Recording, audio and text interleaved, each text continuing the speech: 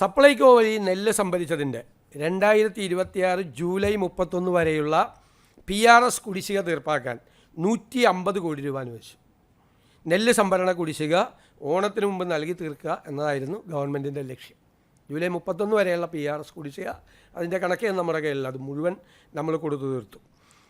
സപ്ലൈകോയ്ക്ക് 53 കോടി രൂപ സബ്സിഡി കാര്യങ്ങൾക്ക് ഓണവിപണി സജീവമാക്കുന്നതിനും 53 കോടി രൂപ മുൻകൂറായിട്ട് അനുവദിച്ചു. കൺസ്യൂമർ ഫെഡിന് ഓണം വിപണി ഇടപെടൽ സജീവമാക്കുന്നതിന് വേണ്ടി അവരാവശ്യപ്പെട്ട 25 കോടി രൂപ അനുവദിച്ചു. ഇനി തൊഴിലുറപ്പ് തൊഴിലാളികൾക്കുള്ള ഓണം ബത്ത 100 തൊഴിൽ ദിനങ്ങൾ പൂർത്തിയാക്കിയ 3.68 ലക്ഷം കുടുംബങ്ങൾക്ക് 1200 രൂപ വീതം നൽകാൻ 44.24 കോടി.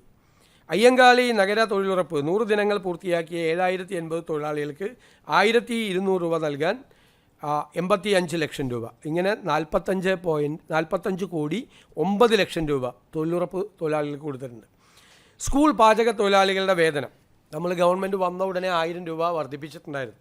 ആ വർദ്ധിപ്പിച്ച 1000 രൂപ ഉൾപ്പെടെ അവരുടെ അക്കൗണ്ടുകളിലേക്ക് നേരിട്ടെത്തിക്കാൻ 44 കോടി രൂപ അനുവദിച്ചു. ലോട്ടറി ഏജൻറ്റുമാരുടെയും വിൽപ്പനക്കാരുടെയും ക്ഷേമം അതിന് 26 കോടി 47 ലക്ഷം രൂപ അനുവദിച്ചു. അവരുടെ ബോണസ് 1000 രൂപയാക്കി ഉയർത്തി, ഉത്സവ ബോണസ്. സജീവ ഏജൻറ്റുമാർക്ക് 8500-ഉം പെൻഷൻകാർക്ക് 3750 രൂപയും ലഭിക്കും. എൻഡോസൾഫാൻ ദുരിതബാധിതരുടെ സ്നേഹസാന്ത്വനം പദ്ധതിയിൽ അവരുടെ ധനസഹായവും പുനരധിവാസവുമായി ബന്ധപ്പെട്ട് 5208 നിലവിലുള്ള ഗുണഭോക്താക്കൾക്കും പുതിയതായി ഉൾപ്പെടുത്തിയ 1000 പേർക്കും സാമ്പത്തിക സഹായം, കെയർ ഗിവേഴ്സിനുള്ള ബത്ത, കുട്ടികളുടെ വിദ്യാഭ്യാസം, 10 MCRCകളുടെ നവീകരണം എന്നിവയ്ക്കായി 14 കോടി 40 ലക്ഷം രൂപ വകയിരുത്തി.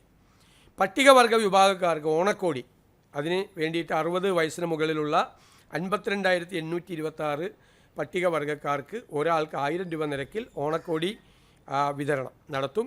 അതിന് 5.28 കോടി അവതരിപ്പിച്ചു.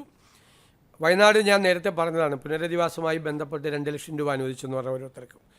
സ്പോർട്സ് കൗൺസിലിലെ കരാർ ജീവനക്കാരുടെ ശമ്പള കുടിശ്ശിക അത് ഏപ്രിൽ, മെയ്, ജൂൺ മാസങ്ങളിലെ വേതനം നൽകുന്നതിനായി 1.5 കോടി രൂപ അനുവദിച്ചു.